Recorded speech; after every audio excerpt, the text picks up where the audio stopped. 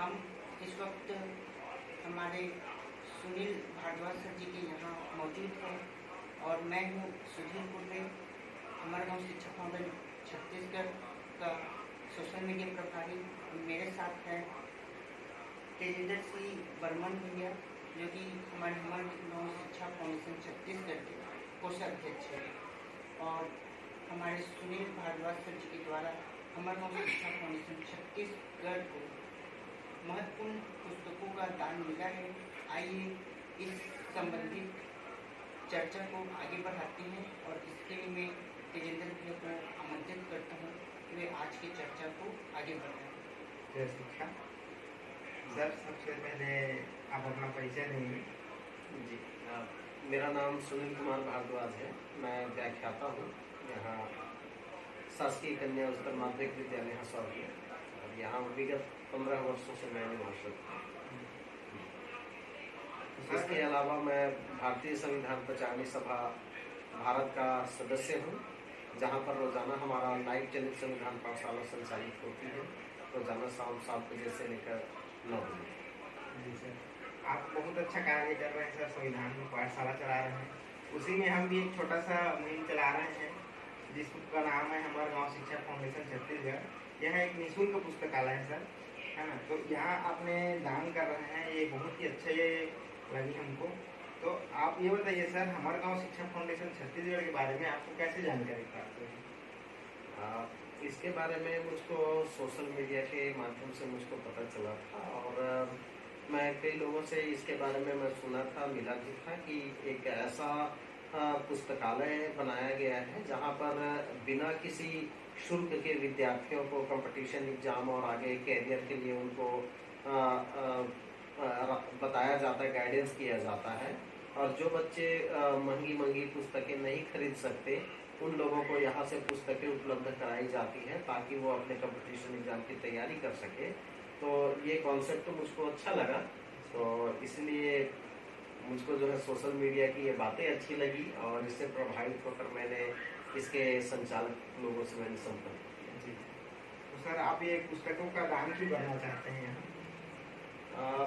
पुस्तकें देखिए, होता ऐसा है कि हम अपनी ज़रूरत के हिसाब से पुस्तकें खरीदते हैं और खरीदने के बाद अपनी ज़रूरत निकल जाने के बाद में पुस्तकों को हम किसी रद्दी में बेच देते हैं कबाड़ी के पास। जिसको हम 400-500 रुपये में खरीदते हैं उसको हम किलो के हिसाब से बेचते हैं, तो मुश्किल से जो है 10-15 रुपये का होता है। तो उसको जो है व्यर्थ में वो पुस्तकें जो है क्यों जाए, कूड़ादान क्यों हो। इसलिए मुझे लगा कि ये पुस्तकें और भी लोगों को जीवन दे सकती हैं, क्योंकि पुस्तकें जब तक उसके पेपर फटे नहीं, सड़े गले नहीं, तब तक जो है वो किसी न किसी को अपनी शिक्षा देते रहती है। तो ये पुस्तकें जो है मैं सोचा कि लाइब्रेरी में अगर मैं देता हूँ तो इसको पढ़ करके हजारों विद्यार्थी जो है इससे शिक्षा लाभ लेंगे, इसलिए मैंने इसको दान करने का बहुत ही अच्छे सोच है सर जी। और सर हम आपसे ये भी जानकारी चाहेंगे कि इन पुस्तकों से या हमारे गाँव शिक्षा फाउंडेशन छत्तीसगढ़ से लोगों को क्या लाभ हो सकता? ये तो बहुत अच्छी पहल है कि अभी के दौर में जब हर व्यक्ति स्वार्थ के पीछे दौड़ता है, अपनी इनकम लेने के पीछे दौड़ता है, लेकिन आप लोगों ने इसको बिना शुल्क के निस्वार्थ सेवा के रूप में इसको संचालित किया है, तो बिल्कुल ये सही कदम है। जो बच्चे लोग आज भी चाहे जितना भी मोबाइल देखें, टीवी देखें, व्हाट्सएप देखें, सब जो है व्यर्थ की मतलब उसमें जो बताई गई शिक्षा है उन शिक्षा से ज्यादा महत्वपूर्ण है कि अगर वो पुस्तकों से शिक्षा लेते हैं, क्योंकि पुस्तकों में दी गई बातें स्थायी होती हैं और अंततः कंपटीशन एग्जाम के लिए इन्हीं पुस्तकों को ही बड़े बड़े कोचिंग क्लासेस में जो पढ़ाते हैं उसमें भी यही चीज पढ़ाया जाता है। तो उस चीज को विद्यार्थी स्वयं पढ़े तो ये ज्यादा अच्छी बात है। और ये जो है बिना किसी जाति, धर्म, लिंग भेद के ये पुस्तकें सबको ज्ञान देती है, इसमें किसी का कोई भेद नहीं करती पुस्तक, है ना। सर हम आपसे ये भी जानकारी चाहेंगे कि इस फाउंडेशन को हम कैसे विस्तार कर सकते हैं और आगे कैसे बढ़ाएं? जी, इसका विस्तार करने का तरीका जो है बहुत सरल है कि जहाँ पर इस विषय को लेकर के जो जहाँ पर विद्यार्थियों की संख्या भाई हम तो प्राथमिक तौर पर ये देख रहे हैं कि इसमें कंपटीशन एग्जाम की तैयारी करने वाले आजकल प्राय हर गांव हर शहर में मिल जाते हैं। तो वहां पर यदि विद्यार्थियों का समूह मिलता है तो विद्यार्थी के समूह आग्रह करता है कि हमारे यहाँ लाइब्रेरी होनी चाहिए, तो उन्हीं विद्यार्थियों का एक ग्रुप बना दिया जाए और उन्हीं को जो है ग्रुप बना करके उनमें कोई एक को हेड बना करके वहां पर एक बुक पुस्तकालय का संचालन किया जाए, लाइब्रेरी का। और जब वो लोग उससे लाभ लेकर के कुछ बन जाते हैं, अपने पोस्ट पर आ जाते हैं, तो उनकी जिम्मेदारी होती है कि वो उसको और आगे बढ़ाएं।